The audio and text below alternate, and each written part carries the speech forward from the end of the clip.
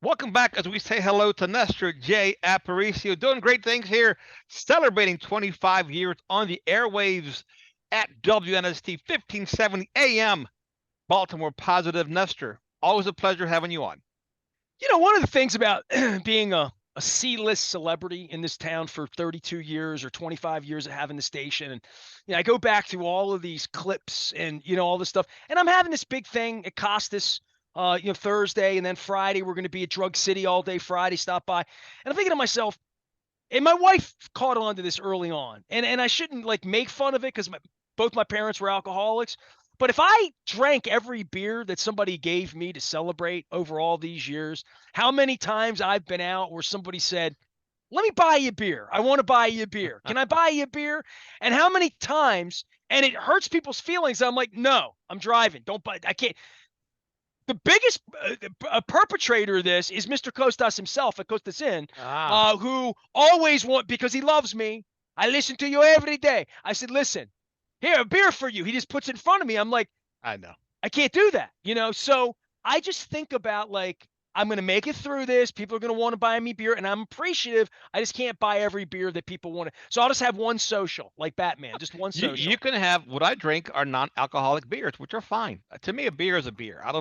My taste buds aren't that selective where I I'm can tell refined. differences. You're refined, not I'm me. refined. I'm Yeah. refined when it comes to food, but when it comes to beverages, nah. I mean, I've had some Sam Adams, some Corona, non-alcoholic, and they're fine. I'll just have one with my meal just to wash it down. They're fine. Yeah, I mean, I pick my spots. I mean, beer goes with burgers and pizza and Oh, it goes crabs. great. I mean, nice wine goes with a steak, or a nice Sure. white wine with the right piece of chicken or what. So like I fish, same thing. So I mean, I pick my spots. I I don't hear you. but it is celebratory, and It and is. I'm feeling it. And we have lots to celebrate, right? You have Gosh, yes, we 25 do. years, WNST, the little station that could. You have the Orioles winning Finally, thank big. God. Bats are alive. Ravens training camp. No one has any significant injuries. They've buried the J.K. Dobbins hold-in. Not even not even talking about it to the point where the players are talking about it more than the team is, right? So uh, all is well at this point. Well, what are you worried about with the Ravens? I talk about this with Luke all the time. Like, it's early on for them. I mean, obviously, we were all in a tizzy about Jack Flaherty and Oriole pitching and like all that. Yeah, When it comes to the Ravens, and I said this to Luke, it's the strangest year, and he's out there every day sweating it out, and Zay Flowers to the he left, and is. Odell Beckham to the right, like all that. But like, the baseball team has taken front and center. You know what I mean? They just Rightfully have. so. Rightfully so. They're front and center. And for me as a fan, I'm excited about this team where the other night when they scored 7 runs on the Yankees and then the Yankees started chipping away at the lead. I mean, when has a 7-run lead a touchdown lead never felt safe because of the troubles they've had with their starting pitching, right? And Dean Kramer got himself in some jams, got himself out of some jams. But to me, that's part of the intrigue because every team has flaws, right? There aren't any perfect baseball teams out there, right? They have issues at different places. We have issues with starting pitching, right? So it's a flaw, but show me a team that isn't flawed, and show me a team that's tracking 100 wins like the Orioles are that isn't flawed. Well, and then you have to consider, okay, your 100-win team, you're going to make the playoffs. They're going to have to battle to the finish line if they want to get the bye, right? Stay out of the first round. Sure. And then you say, all right, who are our pitchers going to be, and who are their pitchers going to be? And I tell you what, Astros step up with Verlander, not just that he wanted to be there, and Rodriguez didn't want to be in LA, all the stuff that went down on Tuesday. The one thing I will say in their defense, in defense of John and in defense of Mike Elias, is they made the team better. They I mean, did. they improved the team. Now, whether they've improved it enough to feel really comfortable about their pitching in October, there's a lot that could happen between now and October that can make their pitching feel a lot more comfortable or a lot more uncomfortable based on innings, based on where Bradish is looking like a dog all of a sudden. I don't know that he's going to look like that at inning 220. Mhm. Or, like I don't know how many innings they treat these guys like they're ceramic bobbleheads from the 60s, right? Like, it feels like, I mean, Palmer going out there throwing 350 innings, like nobody's ever going to do that again. Palmer is wildly entertaining to listen to. You could just tell These there's kids are soft. Yeah, there's some sarcasm, bitterness, whatever you're going to call it, but he is wild. I'd like to listen to Palmer completely unfiltered, right? It would be widely Oh entertaining. God, It's especially entertaining if he as can it is. curse too. I'd pay big money for a Oh my Lewis God, can you Black version imagine? of Jim Yeah, Palmer. yeah. Here's a guy that was a dog's his dog, and like you said, we got these guys in bubble wrap. God forbid they go past 7 innings. When Palmer says something like, "Yeah, he's only getting $750,000 a start," just throws that in, just zing, zing, zing. Especially Oh, when he's cranky and the team's playing bad and he had a bad yes. flight and Yeah, yeah, yeah, whatever. yeah. But McDonald's on every day, right? Like every night, I like Ben's McDonald's. got some coondog expression from Louisiana Oh, and he is from so out of the funny. swamps, and that's what we call that kudzu. And He the only is reason he I knew is what kudzu funny. was is because Jimmy Buffett had a song about it. But like, it's a Southern thing. He And is so Ben's funny. been good. It's been, and listen, I don't go to the game, sort of famously. I got offered a free ticket on the 100-degree Yankee night Friday, and I had a plan. I got offered a free ticket on the 100-degree Saturday night, and I had two plans and no electricity. I'll get down there, but it's like I said to Luke, the games on TV are fine. They're They they're are. they're good. I mean, when Melanie Newman's calling a game or Brett Hollander, it's very, very B team to me. No offense. I mean, I know Brett. I've never met Melanie Newman. I like Brett fine, but like, it's not what Kevin Brown or even Jeff Arnold are at this point. But Ben and Jim Palmer, doesn't matter who they're with.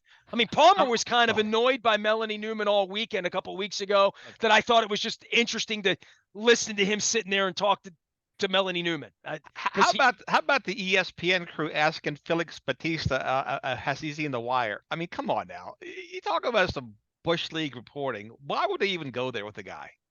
Guy doesn't I don't speak know. English. I mean, come on now. I mean, yeah, that's not They're the content. trying to make the broadcast entertaining in a Oh, come way on, for people that aren't watching the game. If you're garbage. watching the game and the broadcasters are good and entertaining and they're on the game and on the history of the Yeah, game and on the strategy of the game and always explaining why.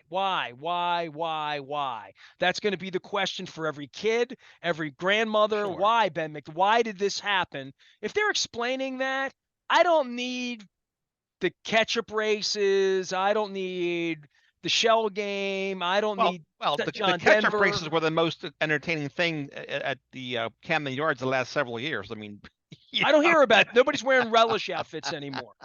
They're I'm wearing a, I'm Adley a Rutschman jerseys, I'm a ketchup guy myself, but my point is the games now are more entertaining. It used to be the races were more entertaining than the games, at least for the Baltimore fans, right? Not so much for the As long as mustard didn't win. opposing Mustard's fans. yucky. I don't eat mustard on things. Yeah, but what I liked about the trade deadline is they got the team better and they protected their top 10 prospects. They didn't give away the farm. I know that Jackson Holiday, But they everybody didn't win the wanted. World Series No, either, no, right? well, And you never win the maybe said World the Series farmer. July 31st. Maybe said But the farmer. This is in October. yeah, listen. I'm not here saying they should have given Holiday up for Cease. I'm not. I'm just saying who's going to be their ace next year and the year after. Well, let me. They're going to Yeah, need pitching more than they need a Hall yeah. of Fame shortstop next year. Yeah, you know what? I'm old school defense and pitching wins championships, and I wish they would have invested more in pitching. I know that they like their hitters, but man, where are the arms coming from, Well, Ness? this is where you trade Colton Cowser for a guy who's going to start 35 games for you next year. That's where I'm not. Okay.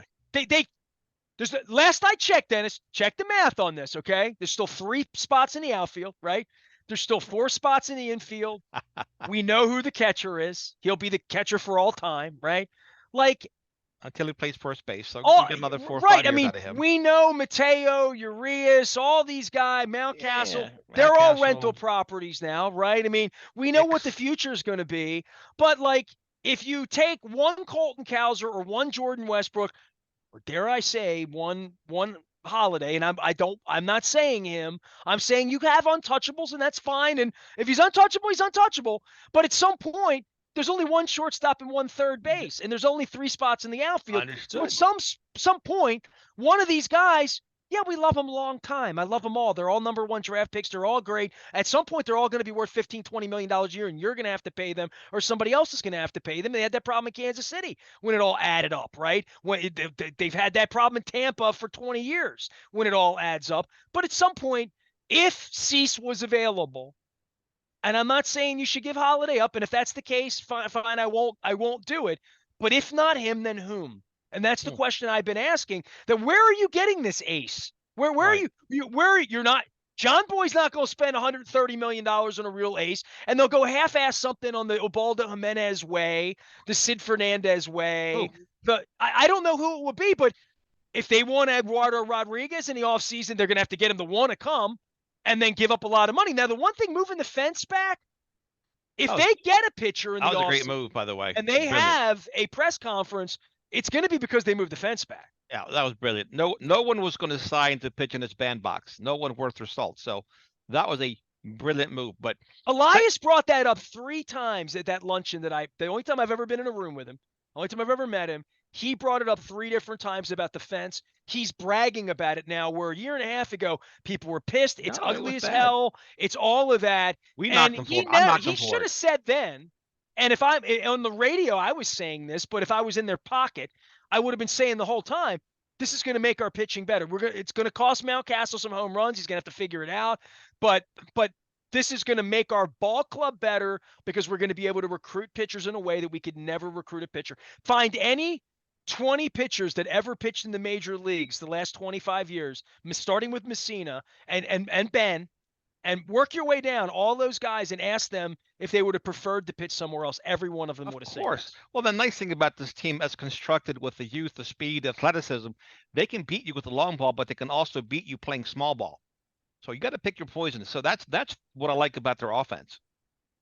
Well, again, if pitching's the story, and if pitching is going to win the World Series, who are going to be the pitchers that win the World Series? And that's the question I would have.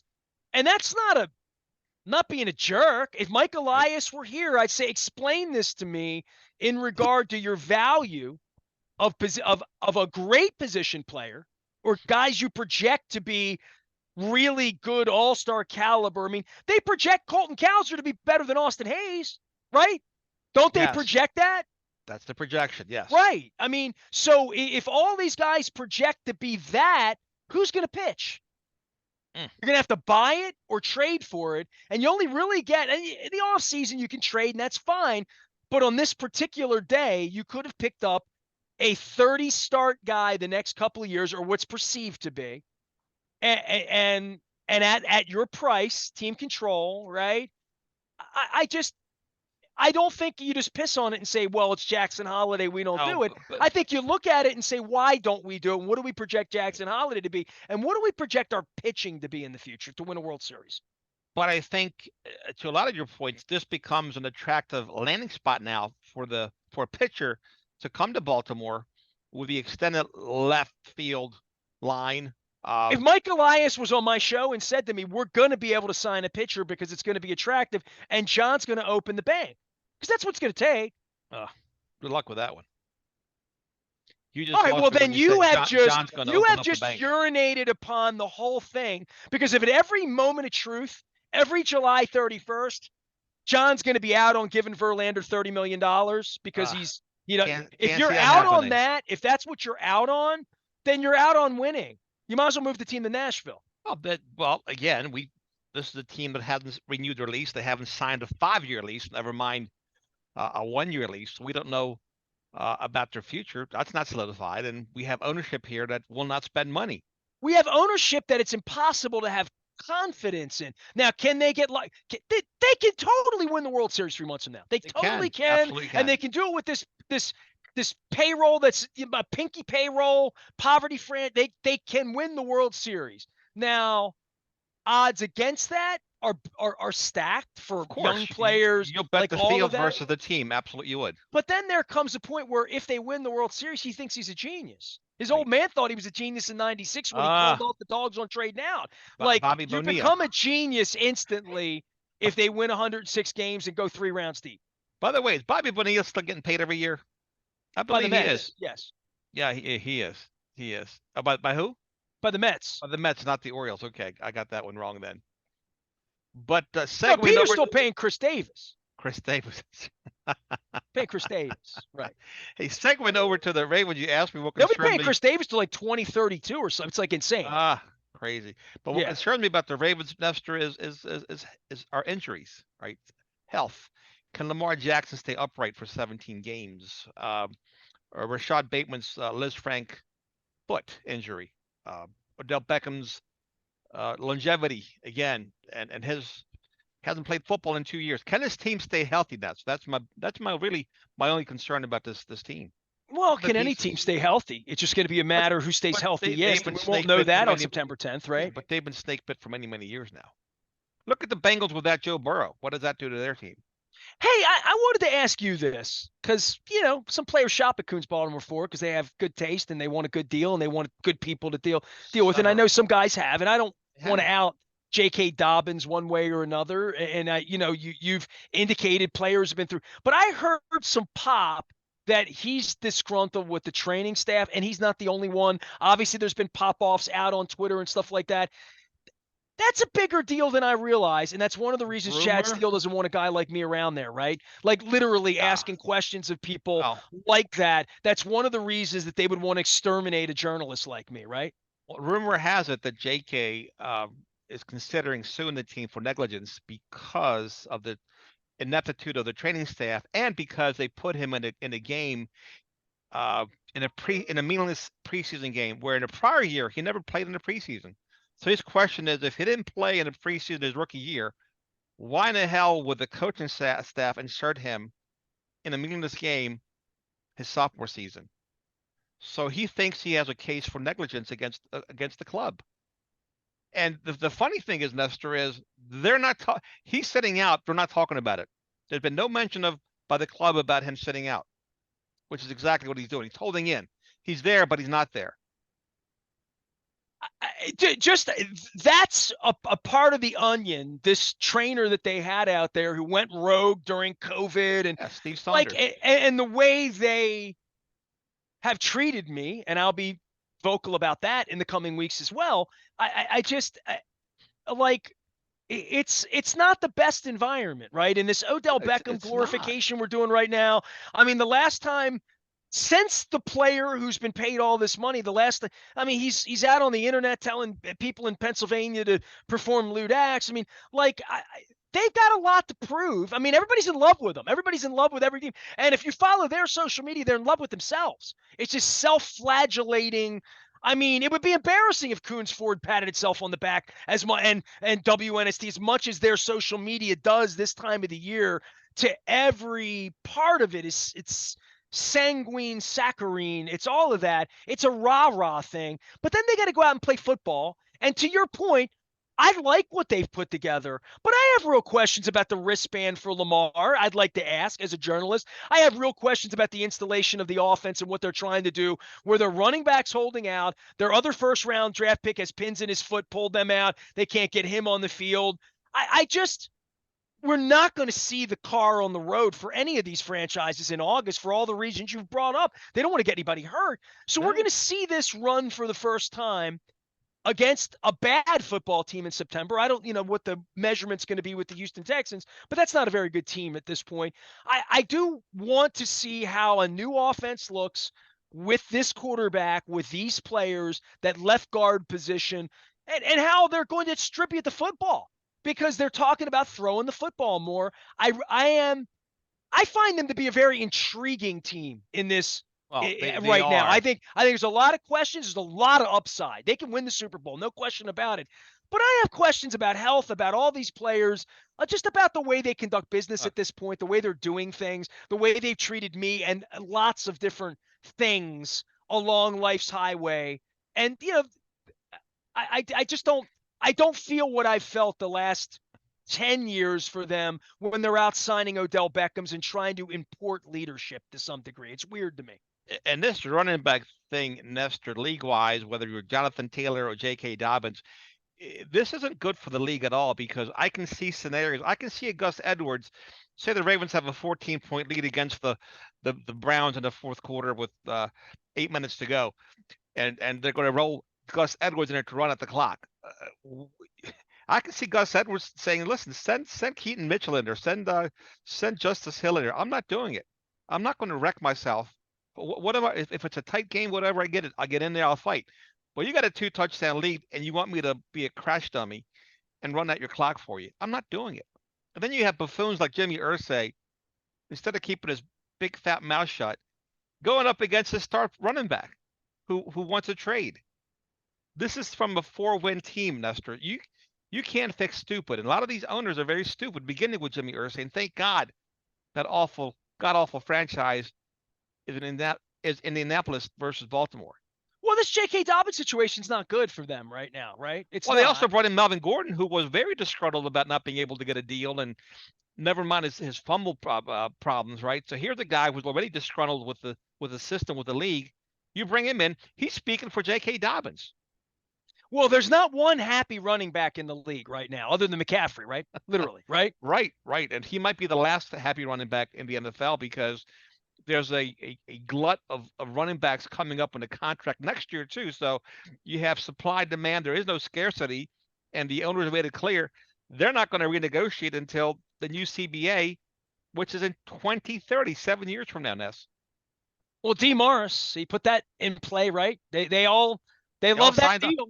They all signed off on it, so now you can't complain for the deal that you signed. It's what it is. It stinks, it sucks, and you see running backs now who are saying, "Look, I got to learn how to catch the ball. I got to build. It's a passing league. I've got to develop my skill set so I can command more money when it's my turn. But if I'm a one-trick pony, I have to play for market value conditions, which is not what they want."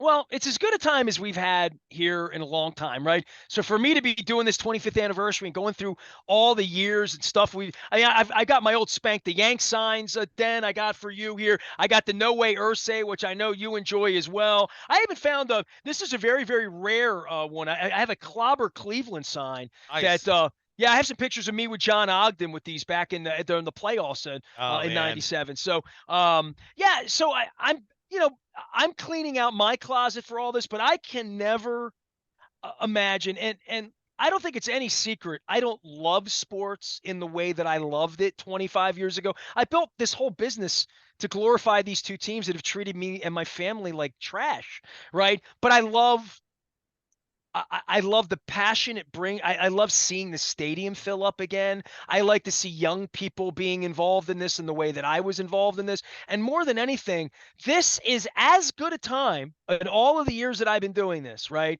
I mean, even the year that 96, 97, it was unbelievable because we had the Ravens, but they weren't very good. They couldn't win the Super Bowl. And 12, 14, 16, when Angelos felt so good about himself that he denied the fan base a chance to celebrate a Super Bowl. I mean, like, just which was the most heinous thing of all things I can think that I think about when, other than Irsay moving the team, denying the city a chance to celebrate that. Without a And doubt. thinking, well, maybe there'll be another one, or maybe there'll be two more, or maybe Angelos will get his own. And it's been nothing like that. John Harbaugh's won 2 playoff games in 10 years and is throwing reporters out like me and having a hand in it and then denying it. So I would say for Brandon Hyde on the front end of this, and Harbaugh, who needs to win, and Lamar, who has to win right now, this is as exciting a track, these 90 days of playoff baseball every day, come what may in October, injuries, things that are going to happen, games that are going to be played, whether they're going to be a wild card. That's baseball. We got that for the next 60 plus days. And then we have 30 days of stay healthy, stay healthy, stay healthy. Todd Monken, Todd Monken, Todd Monken. And then they're going to go out in September and start playing every week. September and October, it's going to be great. It's going to be as good as September as October as we've had around here. Look, I don't even know what to compare it to. 12 and 13 would be the only place, and it wasn't anything like this. Well, recently I went to Delphi in Greece, and Delphi was a village that they built. The ancient Greeks did, and what they did is in every village they built an amphitheater, a stadium, because they realized that it was good for the community's wellness to have entertainment, right? So, to your point, having exciting baseball, having exciting football, bringing people to downtown Baltimore, a lot of things get diminished, overlooked, crime, etc. So sports for us are a great distraction and contribute to our wellness, which, Nestor, is why they're so important in our society. And right now, with the Orioles being hot and the Ravens beginning their season, fantastic time to be in Baltimore. I got to ask you, and we'll do a deeper dive on this because we'll get together next week after the 25th and like all that, maybe Monday, Tuesday. And the Orioles will have another weekend with the Mets, and they're playing the Astros. They got big games coming up, big series going to the West Coast, the whole thing. The lease. I'm not of the mindset that the team's like moving tomorrow, but I'm of the mindset that John will get a bunch of lawyers and probably like his old man do anything he wants to do. And I don't think he's close to signing. I mean, Wes is going to go out and squirt fans this weekend, and I don't know. But Bill Cole popping off about it the other day, not my Bill Cole, the other Bill Cole, city councilman, who's also my Bill Cole. I'm friends with both of them, but it's not the Bill Cole you hear on the radio. Him popping off about it, and like, what's the game here? I mean, like, what if I'm sitting with John? What is he doing? He doesn't have to do anything, Nestor. Again, the longer he sits and waits, the sweeter the deal becomes, perhaps, for him. Status quo is good for him. The other night when they showed him and Mike Elias in the suite and they're on their phones, I would have liked to see Angelos' family in the box, right? When you see owners like Jerry Jones, he has everybody in his box, and love him or hate him, you see the Jones family, you see his son, you see grandkids, you see people in his box. I don't want to. When I look at an owner, I want to see family. I don't want to see one person on his phone. Well, they're working hard on that flare. The trade. Okay, gotcha. Well, they can do that while still they can have two suites there, or you know what they were doing? And Luke's reporting, they were taking swings at Verlander and Eduardo Rodriguez, and right. They were taking swings at Josh Hader and what's the old adage? Never confuse activity with productivity. They were taking swings. I saw them on the phones. So do hamsters on the wheel. They're swinging on the hamster wheel. But you got to move forward. Look, I hate being a prick about it. I really do. But they've absconded my press credential. He could blame it on his old man. It's been 17 years later. You want to open the books if you're going to get flippant with the media? Right. How do you expect me to treat you? How would I treat anyone that lies? Not going to happen. Like, how would that work? Read my lips. I'm not moving this team. Right. And people expect me to parrot that for a guy that has done nothing to show integrity or intent or involvement or commitment or keeping his word or being present or like any of the above. John's going to get a letter from me next month. I'm going to be a man of letters in September, Dennis. I'm going to get this 25th under me, get a couple crap. All right, man, you do you. Here. You do your thing. But what we're doing here over the next 25 weeks in regard to the 25th anniversary is we're going to do 25 WNST stories of glory. So it's our 25 greatest moments over 25 weeks. You're a part of a lot of them, but I really want to pay homage to everybody that's helped keep me here so that I can hold them accountable, even though they fear me, even though they won't allow me to hold them accountable. I'm going to hold them accountable. I'm still holding them accountable because you're hearing my voice and they're hearing my voice. So that part, I want to thank you and thank everyone for allowing me to still be here to do this 25 years later, to hold them accountable, because we have billionaires now exterminating media, taking $600 million and not even showing up to say thank you for the check, or not taking the check at all, but showing up on Sunday night to crow around about the first place team. I mean, it's BS. It's not. Nestor, it's not. Here's for the next 25. How about that? All right, man. Hold up my mug and 25 more. How about that? You are going to get me a purple and an orange shirt, right? Absolutely. Before Security Boulevard. All right. Absolutely will. Absolutely will. There you go. Nestor J. Aparicio. Join us at Casas Inn this Thursday from 11 to 4, right? Right, Ness? 11 Correct. to 4. And you're hearing this right now, come on over and have a beer. That's right. We'll have to post this segment early. Just don't buy me a beer, man. The people at Costas are. My wife is taking the day off so she can drive home. Do you get over to the show by 3-4 o'clock when John Allen gets there in Calvin Stadium? It's going to get loose. All right. I'm going to tell you right now. Okay. Well, I'll have my peach cake by then, and I'll be on my way for sure. All right, man. Keep doing great things. There he goes, Nestor J. Aparicio here at 1570 AM. WNST. Keep it locked in right here. We'll take a quick break and come back right after this.